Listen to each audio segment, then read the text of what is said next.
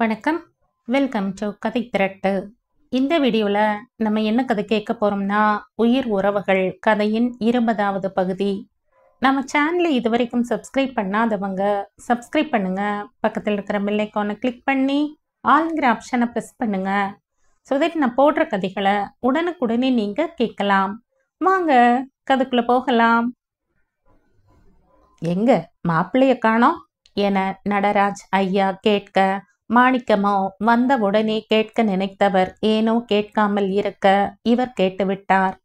மச்சான் அங்க இருக்கார் தாத்தா என பூரணி கை காட்ட, அவரை பார்த்ததும் புகழ் எழுந்து நிற்க அவனை நோக்கி சென்றார் நடராஜ் ஐயா. அதற்குள் இங்கே அப்பா அம்மா மகள் மூவரும் தங்களது பாசங்களை பரிமாறிக்கொண்டிருக்க, அப்போது அங்கு வந்த ஒருவன், சார் மாப்பிள்ள உங்களை போட்டோ எடுக்க கூப்பிடுறார் என சொல்லவும், மணமேடையை திரும்பி பார்க்க அங்கு அழகன் அவர்களை பார்த்து சைகை செய்தான்.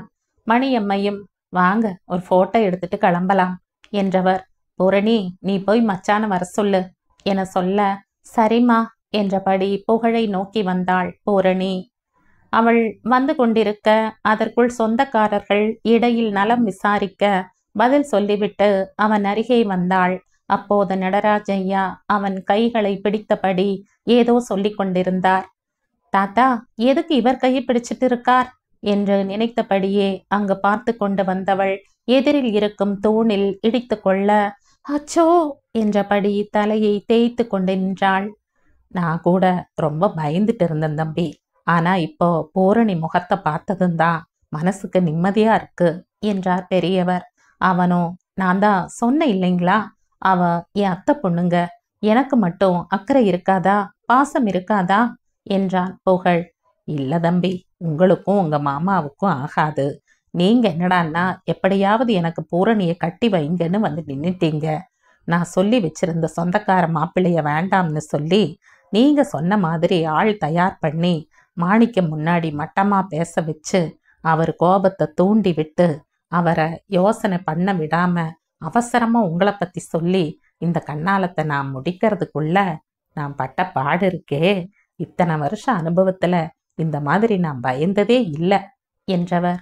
ஒரு பக்கம் என் மேல முழுசா நம்பிக்கை வச்சிருக்கிற மாணிக்கத்துக்கு துரோகம் பண்றோமோன்னு மனசாட்சி உறுத்த, மறுபக்கம் நீங்க பூரணியை விரும்பித்தான் கண்ணாலம் பண்ற, வேற யாருக்கோ கட்டி கொடுக்கறதுக்கு எனக்கு கொடுங்க, இந்த மாதிரி நேரத்துல தான் நான் எங்க அத்தை குடும்பத்துக்கு சப்போர்ட்டா இருக்கணும், நான் நல்லா பார்த்துப்பேன்னு நீங்க கொடுத்த உத்தரவாதம், இந்த இரண்டுக்கும் நடுவுல நான் பட்ட பாடு இருக்கே, அப்பா இப்ப நினைச்சாலும் தலை சுத்துது என்றார் அவர். புகழோ உடனே, ஐயா இந்த பேச்சை இத்தோட விட்டுருங்க, வெளியில தெரிஞ்சா நம்ம 2 பேருக்குமே பிரச்சனை, நடந்து முடிஞ்சதை பத்தி நாம் இனிமே பேச வேண்டாம், என் மேல நீங்க வச்ச நம்பிக்கை என்னைக்குமே சோட போகாது, அவளை கண்ணுக்குள்ள வச்சு பார்க்க வேண்டியது என்னோட பொறுப்பு, நீங்க கவலைப்படாதீங்க என்றான்.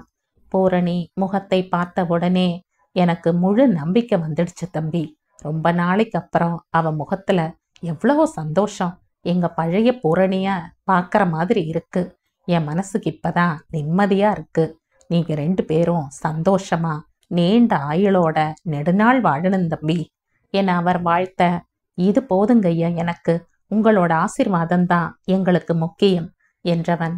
அப்புறம் செல்வம் எப்படி இருக்கான், எனக்கும் வேலை அதிகம், அவனை பார்க்க முடியறது இல்ல என பேச்சை மாற்ற அவரும் அதற்கு பதில் சொல்லிக் கொண்டிருந்தார்.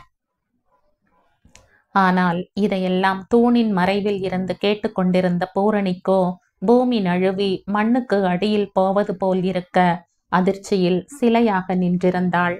தன்னை சுற்றி ஏதோ நடந்திருக்கு என அவளுக்கு புலப்பட, அதில் சூத்திரதாரியாக தன் கணவனே இருந்திருக்கிறான் என நினைத்தவள், இது எப்படி சாத்தியம், மச்சான் அப்படியெல்லாம் பண்ண மாட்டாரே என அவள் மனம் அவளை கேட்க, இது எப்படி நடந்தது, அப்போ என கேவலமா பேசியது எல்லாம் மச்சான் செஞ்ச ஏற்பாடு செஞ்ச ஆட்களா, எதுக்காக அப்படி செஞ்சாரு, உன் முகம் வாடி இருந்தா கூட என் மனசு தாங்காதுன்னு சொன்னவர் என்னை எப்படி வேதனைப்படுத்த நினைப்பார், நான் தான் தவறா கேட்டு புலம்புறனா என அவளுக்குள்ளேயே அவள் கேட்டுக்கொண்டு நிற்க, அப்போது அட நம்ம புகழு தம்பி, வாங்க வாங்க, மன்னிச்சுக்கங்க தம்பி, என்னால நேர்ல வந்து பத்திரிக்கை கொடுக்க முடியல.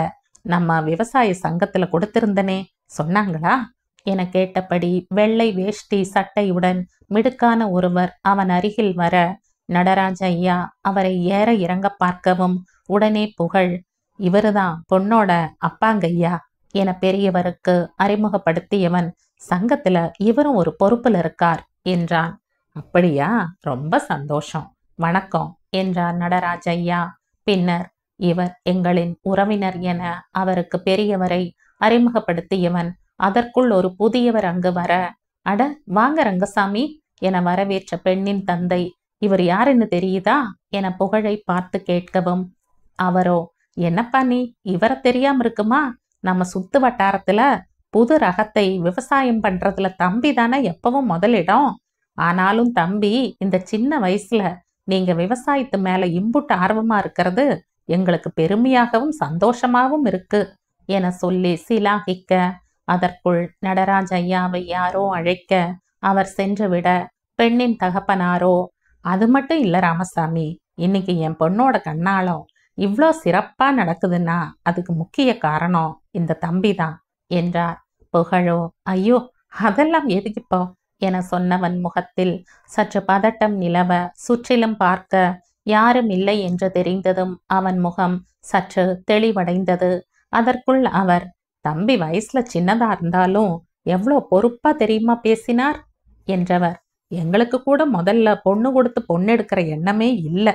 தம்பிதான் ஒரு முறை வீட்டுக்கு வந்தவர், இவ்வளோ வசதி வாய்ப்பு வச்சுக்கிட்டு நீங்க ஏன் உங்க பொண்ணுக்கு வேற மாப்பிள்ளை தேடுறீங்க, பேசாம உங்க பையனுக்கு பார்த்துருக்கிற பொண்ணோட அண்ணனையே முடிச்சிடலாமேன்னு சொன்னார்.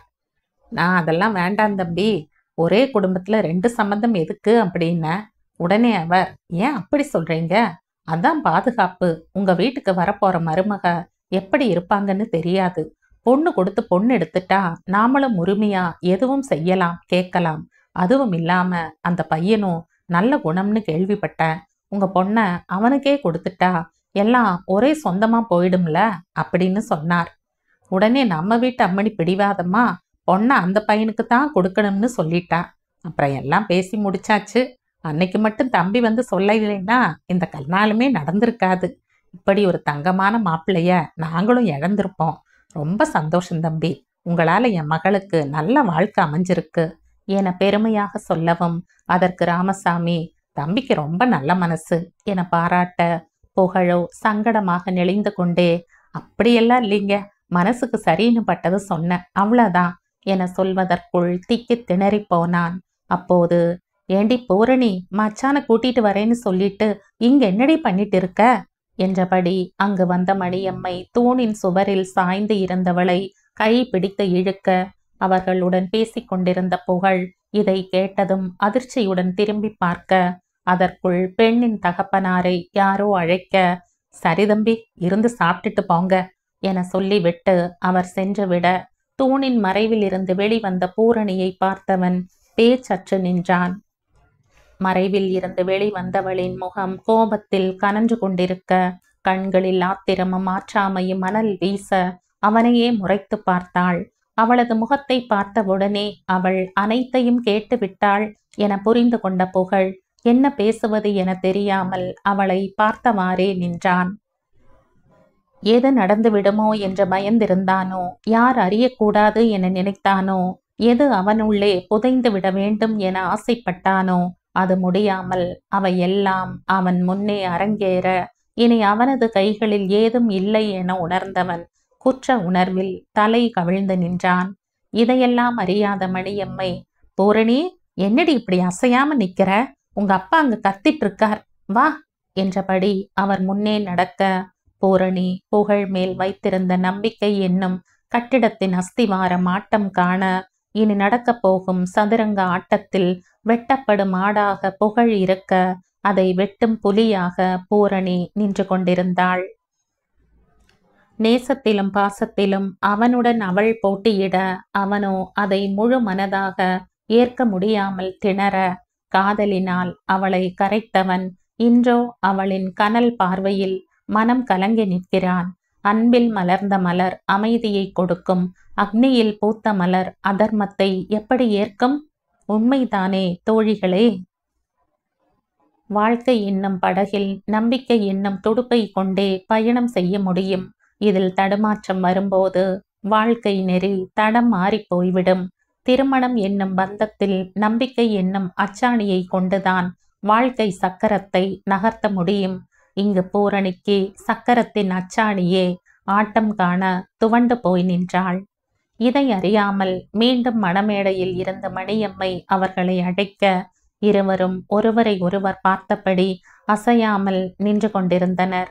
அப்போது மணமேடையில் இருந்து இறங்கி புகழிடம் வந்த அழகன், வாங்கண்ணா ஒரு போட்டோ எடுத்துக்கலாம் என கையை பிடித்து அழைத்தான். ஆனால் புகழ் நகராமல் பூரணியையே பார்த்து கொண்டிருக்க, பூரணி பக்கம் திரும்பிய அழகன், பூரணி பூரணி என இருமுறை அழைத்தும் அவள் பதில் பேசாமல் நிற்கவும், அவள் அருகில் சென்று பூரணி பூரணி என சத்தமாக அழைக்க, ஆ என்ன என்றபடி சுய நினைவிற்கு வந்தவள் எதிரில் கழுத்தில் மாலையோடு அழகனை பார்த்ததும் இதுவரை ஏற்பட்ட அதிர்ச்சி எல்லாம் வெடித்து அழுகையாக மாற, கண்களில் நீர் அருவி போல் கொட்ட, அழகனின் கைகளை பிடித்து கொண்டு, மச்சா மச்சா நான் வந்து என தேம்பலும் அழுகையுமாக அவள் தடுமாற, உடனே என்னாச்சு பூரணி, ஏன் அழற என அழகன் பதறவும், அதற்குள் அருகில் இருந்தவர்கள் அவர்களை திரும்பி பார்க்க, அதுவரை பூரணியை பார்த்த அதிர்ச்சியில் நின்ற புகழ் அழகன் பூரணியிடம் பேசவும் சற்று சுதாரித்து வேகமாக பூரணியின் அருகில் வந்து அவள் கைகளை பற்றியவன், வா பூரணி போகலாம் என இழுக்கவும், அழகனோ கொஞ்சம் பொறுங்க, அவ என்னமோ சொல்ல வரா என புகழை தடுக்கவும், அதெல்லாம் ஒண்ணுமில்ல அழகன், நீங்க உங்க வேலை பாருங்க, நீ வா பூரணி என அவனை நகர்த்திவிட்டு அவளை இழுத்து கொண்டு வேகமாக வெளியே நடந்தான். பூரணியோ விடுங்க என விடுங்க என அவன் கைகளை அவனிடமிருந்து விடுவிக்க போராடி கொண்டே அவன் பின்னே செல்ல, அதற்குள் அங்கு வந்த மணியம்மை புகழ் பூரணியை இழுத்து செல்வதையும் அழகனோ அவர்கள் செல்லும் திசையையே பார்த்து கொண்டிருப்பதையும் பார்த்தவர், ஏதோ நடந்திருக்கிறது என உள்ளுணர்வு சொல்ல வேகமாக அவர்களை நோக்கி சென்றார். அப்போது மாணிக்கமோ திருமண சடங்கில் நின்று கொண்டிருந்தார். அதற்குள் அழகன் அவரிடம் வந்து, என்னத்த ஏன் புகழண்ணா இப்படி பண்றாங்க, பூரணி என்கிட்ட ஏதோ சொல்ல வந்தா, சொல்ல விடாம இழுத்துட்டு போறாங்க என கேட்கவும், மணியம்மையோ, அட கடவுளே, இந்த பிள்ளைக்கு கிறுக்கா பிடிச்சிருக்கு, கண்ணாலத்துல வந்து என்ன காரியம் பண்ணியிருக்கா என மனதிற்குள் புலம்பியவர், அது தெரியல தம்பி, நான் என்னன்னு பாக்குறேன், நீங்க மணமேடைக்கு போங்க என்றவாறு புகழ் சென்ற திசை நோக்கி சென்றார். அதற்குள் புகழ் பூரணியை மண்டபத்தை விட்டு வெளியே அழைத்து வந்தான். பூரணி, நீ என்ன காரியம் பண்ற, எதுவா இருந்தாலும் வீட்டுல போய் பேசிக்கலாம், முதல்ல இப்படி அழுது ஆர்ப்பாட்டம் பண்றத நிறுத்துறையா என அவன் கோபமாக கேட்கவும், அவளோ அவன் கைகளில் இருந்து வேகமாக தன் கைகளை பிரித்தவள் அவனிடமிருந்து தள்ளி சென்று அவனை முறைக்க, அதற்குள் அங்கு வந்த மணியம்மை, ஏ பூரணி, என்னடி இது, உனக்கு என்னாச்சு, நல்லா தானே இருந்த என கேட்டுக்கொண்டே அவள் அருகில் வரவும், பூரணியோ பதில் சொல்லாமல் கண்களை மூடி மூச்சை இருமுறை இழுத்து விட்டவள் பின்னர், அம்மா எனக்கு தலை வலிக்குது, நம்ம வீட்டுக்கு போகணும் வாங்க என்றாள். என்னடி வளர்ற, இப்ப எங்கடி போறது, கண்ணால முடிஞ்ச நேரம் நம்ம வீட்டுக்கு போகலாம், நல்லா தானே பேசிட்டு இருந்த, அதுக்குள்ள என்ன வந்துச்சு, சரி சரி, இப்ப வேணும்னா உனக்கு மாத்திரை வாங்கியார சொல்றேன், போட்டுக்கோ, முகூர்த்தம் முடிஞ்சதும் உடனே கிளம்பிடலாம் என அவர் சொல்லவும், அம்மா என பல்லை கடித்தவள், இப்ப நான் வீட்டுக்கு போகணும், நீங்க வர்றீங்களா இல்லையா என கேட்கவும், அவள் முகத்தில் தெரிந்த கோபம், புகழின் அமைதி இவையெல்லாம் கவனித்த மணியம்மை, சரி இரு, உன்ற அப்பா கிட்ட சொல்லிட்டு வந்துடுறேன் என அவர் உள்ளே செல்ல திரும்ப, அதெல்லாம் போன் பண்ணி சொல்லிடலாம், இப்ப நீங்க வர்றீங்களா, நான் போகட்டுமா என கேட்டுக்கொண்டே அவள் முன்னே நடக்க, இருடி நானும் வர என்றவர், புகழு நீயும் வாப்பா என அவனையும் அழைத்தார். பூரணியோ திரும்பி தன் தாயை முறைத்தவள், நான் உன்னை மட்டும்தானே கூப்பிட்டேன் என சொல்ல, மணியம்மையோ குழப்பத்துடன் புகழை திரும்பி பார்க்க, அவனோ நீங்க போங்கத்த, நான் மாமாவுக்கு தகவல் சொல்லிட்டு வந்துடுறேன் என சொல்லிக் கொண்டு இருப்பதற்குள் அவர்களின் காரில் ஏறிவிட்டாள் பூரணி. மணியம்மையும் வேகமாக சென்று ஏறிக்கொள்ள கார் வெள்ளியம்பாளையம் நோக்கி சென்றது.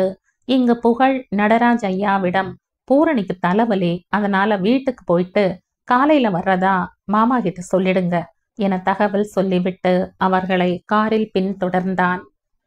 காரில் மணியம்மையின் மடியில் அவள் படுத்துக்கொள்ள அதை பார்த்ததும் பதை பதைத்த தாயின் மனம், பூரணி கண்ணு என்னடா பண்ணது, நல்லாத்தானே இருந்த, உனக்கும் உன்ற மச்சானுக்கும் ஏதாவது பிரச்சனையா, சந்தோஷமா தானே பேசிட்டு போன, அதுக்குள்ள என்ன நடந்துச்சு என கேள்வி மேல் கேள்வி கேட்க பூரணியோ வாய் திறக்கவில்லை. அதற்குள் வீடு வந்துவிட இவர்கள் இறங்குவதற்குள் புகழும் வந்து சேர்ந்தான்.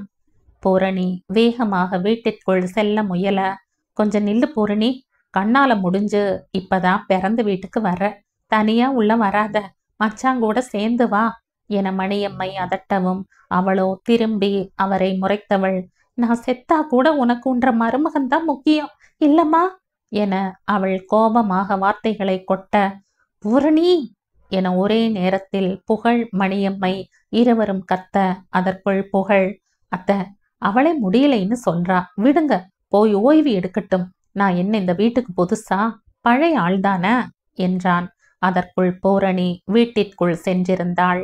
மணியம்மையோ புகழிடம் வந்தவர், தப்பா எடுத்துக்காத புகழு, அவளை பத்தி உனக்கு தெரியும் தானே, அவங்க அப்பா செல்லம் கொடுத்து ரொம்ப கெடுத்து வச்சிருக்காரு, இன்னும் பொறுப்பு வராம சின்ன பிள்ளைத்தனமாவே நடந்துக்கிறா, ஆனா சொன்னா புரிஞ்சுக்குவா புகழு என அவர் யார் பக்கம் பேசுவது என புரியாமல் மகளை திட்டுவது போல் பரிந்து பேச, இருக்கட்டும் அத்தை, அவ எப்படி இருக்காளோ அப்படியே இருக்கட்டும், நீங்க ஏன் இதுக்கு போய் கவலைப்படுறீங்க, நான் இருக்கன்ல பாத்துக்கிறேன், நீங்க போய் படுங்க என்றான் அவன். சரி என்று நகர்ந்தவர் பின்னர் நின்று, புகழு என இழுத்தபடி அவன் முகத்தை அவர் பார்க்க, அவனோ, பெருசா ஏதோ பிரச்சனை இல்லை அத்தை, சும்மா சின்ன சண்டை அவ்வளவுதான், எல்லாம் நான் பாத்துக்கிறேன், நீங்க நிம்மதியா போய் தூங்குங்க என சொல்லவும் அவன் மீது கொண்ட நம்பிக்கையில் மணியம்மையும் வேறு ஏதும் கேட்கவில்லை. பிறகு இருவரும் வீட்டிற்குள் சென்றவர்கள், உனக்கு சாப்பிட ஏதாவது செய்யட்டுமா புகழு என அவர் கேட்கவும், இல்லத்த எதுவும் வேண்டாம் என்றவன், பூரணியோட ரூம் எது என கேட்க, அவரோ அந்த கடைசி அறைதான், லைட் கூட போடாம படுத்துட்டா பாரு என புலம்பவும் அவன் சிரித்து கொண்டே, நான் பாத்துக்கிறேனுங்க அத்தை, நீங்க போய் படுங்க என்றபடி அறையை நோக்கி நடந்தான். கதவு திறந்து இருக்க உள்ளே நுழைந்து தாழிடவும் சத்தம் கேட்டு வேகமாக எழுந்தவள் அங்கு புகழை பார்த்ததும், நீங்க எதுக்கு இங்க வந்தீங்க, முதல்ல வெளியே போங்க என்றாள். அவனோ லைட்டை போட்டுவிட்டு, என் பொண்டாட்டி அறைக்குள்ள நான் வராம யாரு வருவா என கேட்க, யாருக்கு யார் பொண்டாட்டி, வேண்டாம் என் கோபத்தை கிளறாதீங்க, முதல்ல இங்கிருந்து வெளியே போங்க, என் முன்னாடி நிக்காதீங்க என சொல்லும் போதே ஆத்திரமும் அழுகையும் வர, அப்படியே கட்டிலில் அமர்ந்தவள் முழங்கால்களை கட்டி கொண்டு குலுங்கி அழ, அப்போது அவள் தலையை ஆதரவாக தடவி கொடுத்தவன், ஏன் பூரணி இப்படி பண்ற, என்ன நடந்துச்சுன்னு முழுசா கேட்காம வார்த்தைய கொட்டுற என அவன் சொல்லவும் உடனே அவள் நிமிர்ந்து, அப்போ நான் காதால கேட்டதெல்லாம் பொய்யா மச்சான் என கேட்டவள் பின்னர் வேகமாக கட்டிலில் இருந்து எழுந்து அவனை கட்டிலில் அமர வைத்து அவன் கால்களுக்கு அடியில் அரை மண்டியில் அமர்ந்தவள், சொல்லுங்க மச்சான், நீங்க கேட்டதெல்லாம் பொய், அப்படி ஏதும் நடக்கல பூரணி, நட்ராஜ் தாத்தா கிட்ட அப்புறம் பொண்ணோட அப்பா கிட்ட எல்லாம் நான் பேசவே இல்லை அப்படின்னு சொல்லுங்க மச்சான், அதெல்லாம் பொய்ன்னு சொல்லுங்க என அழுது கொண்டே அவன் பதிலை எதிர்பார்த்து அவன் முகம் பார்த்தவள், அவள் கண்களில் அது பொய் என்று சொல்லுங்கள் என கெஞ்சுவது போல் இருக்க, புகழோ அவள் முகத்தை பார்க்க முடியாமல் தலை குனிந்தான். மச்சான் சொல்லுங்க, நீங்க அப்படி செஞ்சிருக்க மாட்டீங்க, உங்களால் அப்படியெல்லாம் செய்ய முடியாது, எனக்கு தெரியும் மச்சான், நான் கஷ்டப்படுற மாதிரி உங்களால எப்பவும் நடந்துக்க முடியாது, அதனால இதெல்லாம் கட்டுக்கதைன்னு சொல்லுங்க என அவள் மீண்டும் கேட்கவும் அவனோ நிமிர்ந்து அவளை பார்த்தவன், அவள் முகத்தை கைகளில் ஏந்தியவன், இங்க பாரு குட்டிமா, உன் மச்சான் மீது உனக்கு நம்பிக்கை இருக்குல்ல, நான் உனக்கு நல்லதுதான் செய்வேன்னு நீ நம்புறதானே, அப்படின்னா நான் எது செஞ்சாலும் நம்ம நல்லதுக்குத்தானே செய்வேன் என அவன் ஒவ்வொரு வார்த்தையாக அழுத்தமாக சொல்ல, அவளோ, அதை விடுங்க மச்சான், நான் காதால கேட்டது பொய்ன்னு சொல்லுங்க மச்சான், பொண்ணு கொடுத்து பொண்ணு எடுக்க சொல்லி நீங்க தான் சொன்னீங்களா, நீங்க சொல்லித்தான் தாத்தா என்னை உங்களுக்கு கேட்டாரா? அப்புறம் அவங்க எல்லாம் என்ன கேவலமா பேசுனது என அந்த வார்த்தைகளை சொல்லும் போதே அவள் முகம் ஆத்திரத்தில் துடிக்க, அதெல்லாம் இல்லதானே என கேட்கும் போதே அவள் மனதின் வலி முகத்தில் தெரிய, அதை பார்த்ததும் அவன் மனம் துடித்து போக, உன்னை கண்ணாலம் பண்றதுக்கு எனக்கு வேற வழி தெரியல பூரணி, அதனாலதான் இப்படி பண்ண. ஆனா என அவன் சொல்லி முடிக்கும் முன் பளார் என சத்தம் கேட்க, பூரணியின் கை விரல்கள் புகழின் கன்னத்தில் இருந்தன. அவன் கட்டிலில் அமர்ந்திருந்ததால் கீழே அமர்ந்திருந்தவள் எழுந்து ஆத்திரத்தில் அவனை அறைந்தாள். முகம் கோபத்தில் சிவந்து அக்னி குண்டமாக ஜொலிக்க, ஆத்திரத்தில் உதடுகள் துடிக்க, நரம்புகள் புடைக்க, அவனது சட்டை காலரை பிடித்தவள், என்னடா சொன்ன? அப்ப அழகன் மச்சானோட என்னோட கண்ணாலம் நின்னு போனதுக்கு நீதான் காரணமா? அப்புறம் ஊர்ல எல்லாம் என்ன கேவலமா பேசுனதுக்கும் நீதான் காரணமா? ஆக என் மனசுல ஆறாத ரணத்தை ஏற்படுத்தினது நீதானா என கர்ஜித்தபடி காளி அவதாரமாக அவன் முன்னே அவள் நிற்க, அதை பார்த்ததும் ஆடிப்போனான் புகழ். கோபம் வந்தால் படபடவென பேசுவாள், மற்றபடி பெரிதாக ஏதும் இருக்காது. சிறு பிள்ளை போல அவளது செய்கைகளை பார்த்து பழக்கப்பட்டவன் இப்போதோ அவளது கோபமும் ஆங்காரமும் அவனது மனதில் அச்சத்தை ஏற்படுத்தியது. பூரணி என்ற அவனது அழகு தேவதை இப்போதோ அவன் உயிரை காவு வாங்கும் அரக்கி போல நின்று கொண்டிருந்தாள். உடனே, அப்படி சொல்லாத பூரணி, எனக்கு வேற வழி இல்லாம அப்படி செஞ்சுட்ட என அவன் வேகமாக மறுத்தவன், இங்க பாரு பூரணி, கொஞ்சம் நான் சொல்றது கேளு. என் நிலைமையில இருந்து யோசிச்சு பாரு. நீ என்னை எத்தனை அடி வேணும்னாலும் அடிச்சுக்கோ, திட்டிக்கோ. ஆனா என் பக்கம் இருக்கிற நியாயத்தையும் கேளு பூரணி என அவன் மீண்டும் மன்றாட, அவளோ, என்ன கேட்க சொல்றீங்க மச்சான்? உங்களை நான் கும்பிடுற சாமிக்கு மேல நம்புனனே, இப்படி மோசம் பண்ணிட்டீங்களே, எல்லாம் முடிஞ்சு போச்சு என சொல்லிக்கொண்டே அந்த அறையின் ஒரு மூலையில் சென்று அப்படியே கண் மூடி அமர்ந்தாள். உதடுகளோ, இப்படி பண்ணிட்டீங்களே, உங்களை நம்புனனே என சொல்லிக்கொண்டே இருந்தன. அதை கேட்க கேட்க புகழோ மனதளவில் நொறுங்கி போனான். பிரச்சனை வரும் என்று எதிர்பார்த்தான். ஆனால் பூரணி இந்த அளவு உடைந்து போவாள் என்று அவன் நினைக்கவில்லை. அதற்குள் அவள் தன்னை புரிந்து கொள்வாள் என நினைத்திருந்தான். ஆனால் அவளது முகத்தில் தெரிந்த ஏமாற்றத்தின் வேதனையும் கண்களில் தெரிந்த வலியும் அவனை நிலை குலைய வைத்தது. சில நிமிடங்களில் அவள் முகத்தில் கண்ணீரை ஒரு கை துடைக்கவும் கண்களை திறந்தவள். அதில் தெரிந்த உக்கிரத்தில் புகழ் 2 அடி பின் வாங்கினான். வேண்டாம் பூரணி, என்ன அப்படி பார்க்காத, என்னால தாங்க முடியலடி, எந்த தப்பான எண்ணத்தோடையும் நான் அப்படி செய்யல என கெஞ்சினான். அவளோ, வேற எந்த எண்ணம் மச்சான்? எனக்கும் அழகன் மாமாவுக்கும் கல்யாணம் பேசி இருக்காங்கன்னு தெரிஞ்சும் நீங்க போய் பொண்ணு வீட்டுல இந்த மாதிரி பேசி இருக்கீங்கன்னா என்ன அர்த்தம்? எனக்கு நடக்கிற கல்யாணத்தை நிறுத்தணும், நான் அவமானப்பட்டு நிக்கணும். அப்ப நீங்க எனக்கு வந்து வாழ்க்கை பிச்சை போடுவீங்க, ஊர்ல உங்களை எல்லாரும் நல்லவன்னு சொல்வாங்க.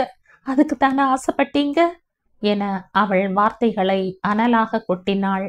வாய்க்கு வந்தபடியெல்லாம் பேசாத பூரணி, நான் அப்படியெல்லாம் நினைச்சு ஏதும் செய்யலடி, எல்லாமே நம்ம கல்யாணம் நடக்கணும்னு நினைச்சு செஞ்சதுதான் என அவன் மீண்டும் சொல்ல, போய் சொல்லாதீங்க மச்சான், எங்க அப்பாவை பழிவாங்க, என்னை பழிவாங்க நீங்க நினைச்சீங்க.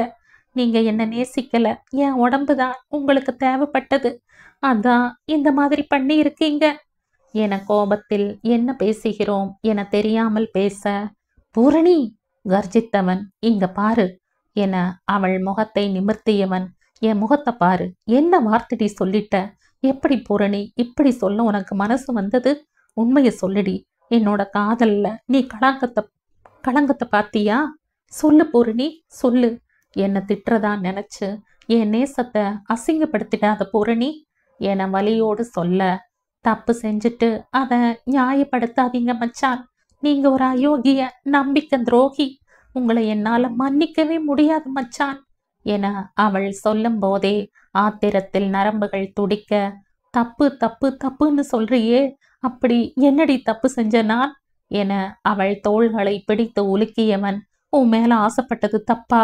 உன்னையே உசுரா நினைச்சுக்கிட்டு இருந்தனே, அது தப்பா இல்ல உனக்காக எங்க அம்மா தம்பி எல்லாரையும் ஏமாத்தி உன்னை கண்ணாலம் பண்ணது தப்பா? ஏதடி தப்புங்கிற என கேட்டான். அவளோ அவனை நிமிர்ந்து பார்க்க, உடனே அவளின் மீது இருந்த பிடியை தளர்த்தியவன் கொஞ்சம் அமைதியாக, நான் சொல்றத நம்புடி. இங்க பாரு பூரணி, நான் அன்னைக்கு மல்லிகை தோட்டத்துல சொன்னது அத்தனையும் உண்மை. சின்ன வயசுல இருந்தே நீதான் என் பொண்டாட்டின்னு நினைச்சு வளர்ந்துட்டண்டி. உனக்கு தெரியுமா, இது வரைக்கும் வேற எந்த பொண்ணையும் நான் நினைச்சு கூட பார்த்ததில்ல. எனக்கு எல்லாமே நீதான். எனக்குன்னு எது வாங்கினாலும் உனக்கும் சேர்த்து தான் வாங்குவேன். வீட்டுல வடக்கால இருக்கிற அறையை திறந்து பாரு, அதுல எல்லாம் இருக்கும். நீ வேற நான் வேறன்னு நான் பிரிச்சு பார்த்ததே இல்லடி.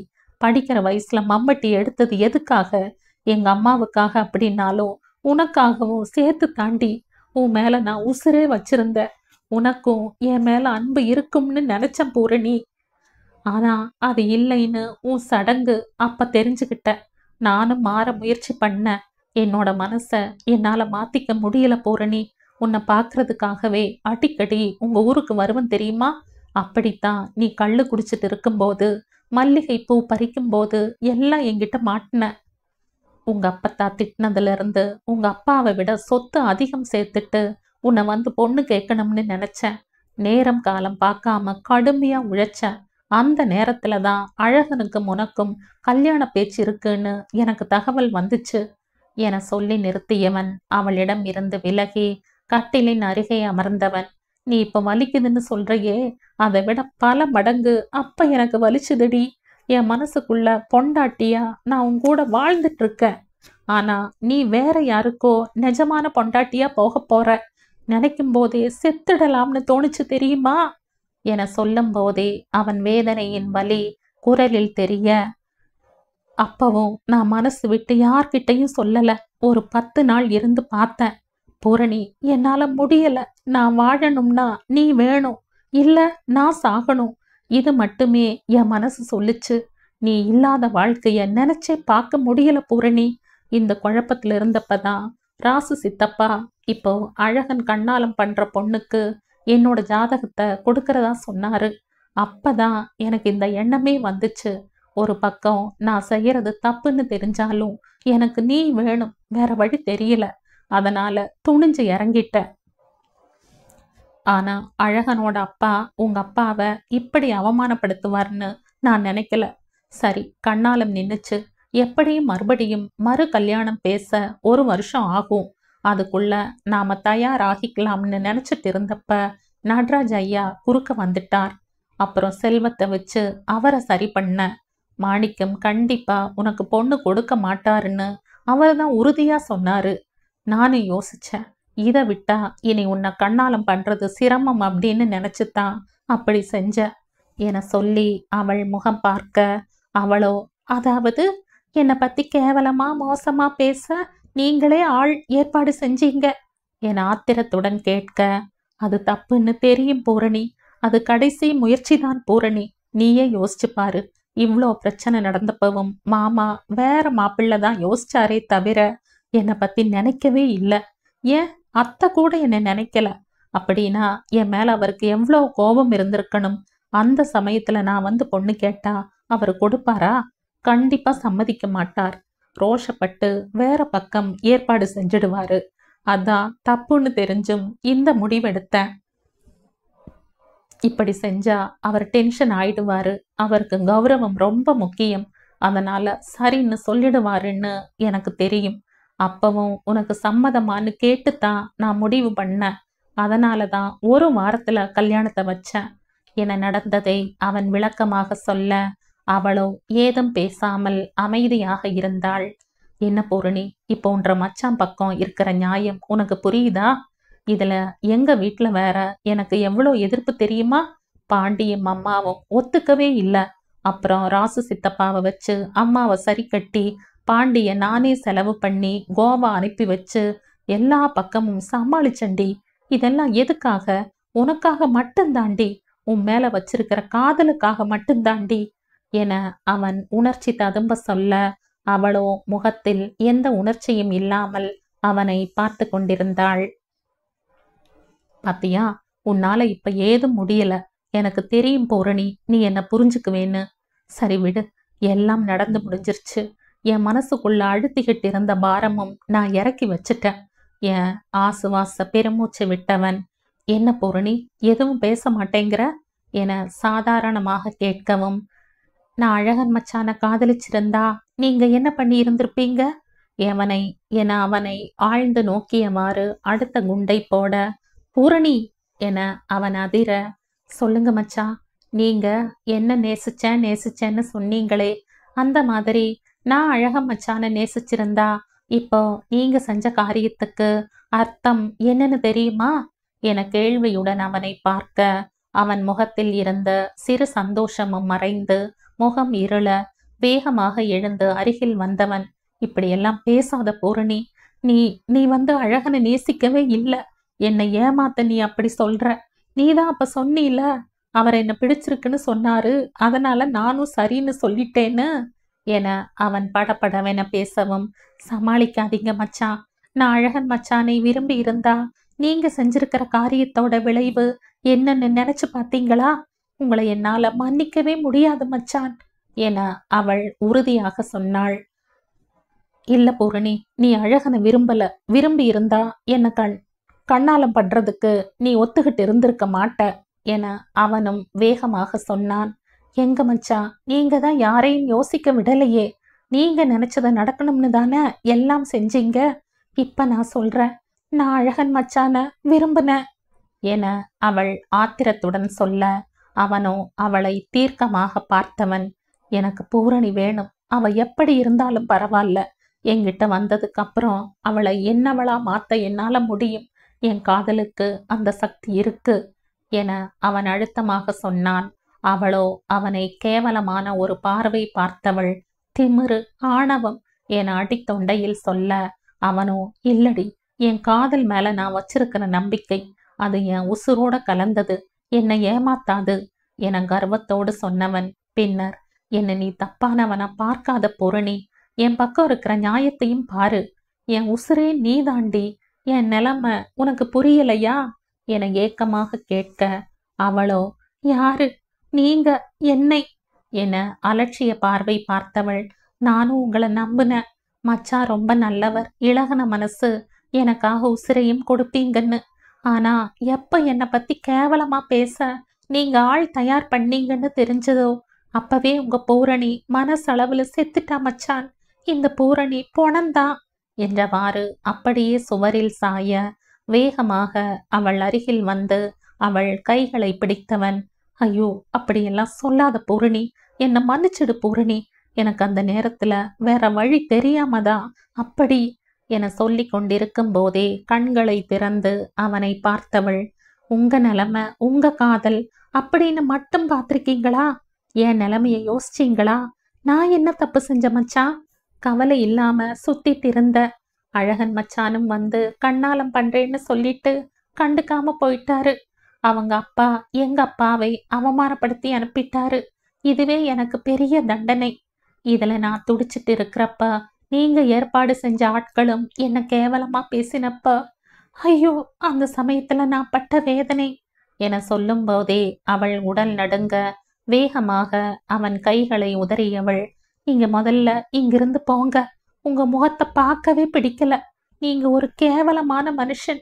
ஏமச்சா, நான் பொண்ணா இருக்கிறதால தானே இப்படி தரை குறைவா பேச வச்சு உங்க காரியத்தை சாதிச்சுக்கிட்டீங்க. என்னை உண்மையா நேசிச்சவரா இருந்தா கண்டிப்பா இந்த காரியத்தை பண்ணி இருக்க மாட்டாங்க. உங்களுக்கு ஆணவம், பிடிவாதம், திமிரு, நீங்க நினைச்சது நடக்கணும், அதுக்காக என்ன வேணாலும் செய்வீங்க என அவள் கோபத்தில் பேசிக்கொண்டே செல்ல, அப்படி சொல்லாத பூரணி, நான் செஞ்சது இந்த அளவுக்கு உன்னை பாதிக்கும்னு நினைக்கல.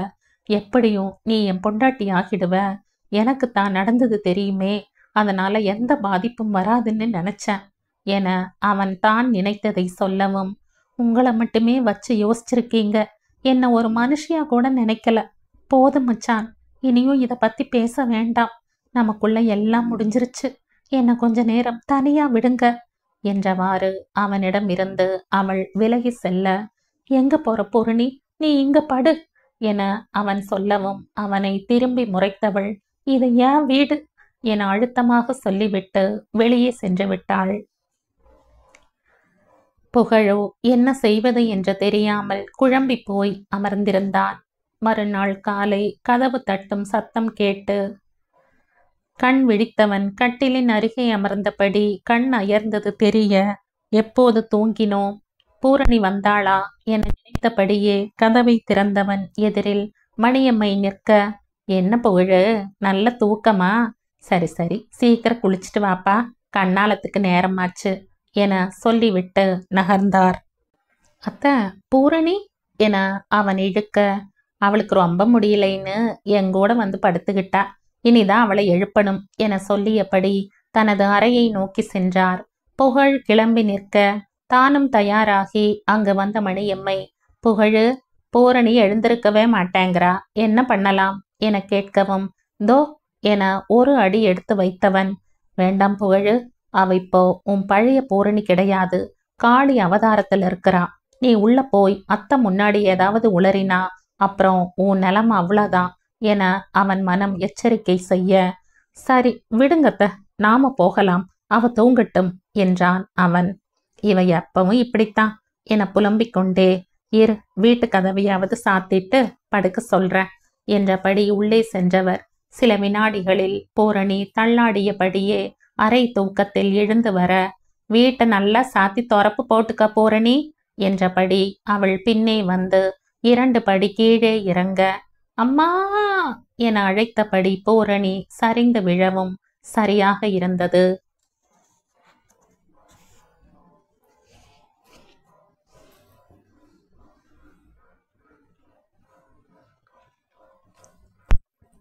இந்த கதையின் தொடர்ச்சியை அடுத்த பதிவில் கேட்கலாம். நன்றி.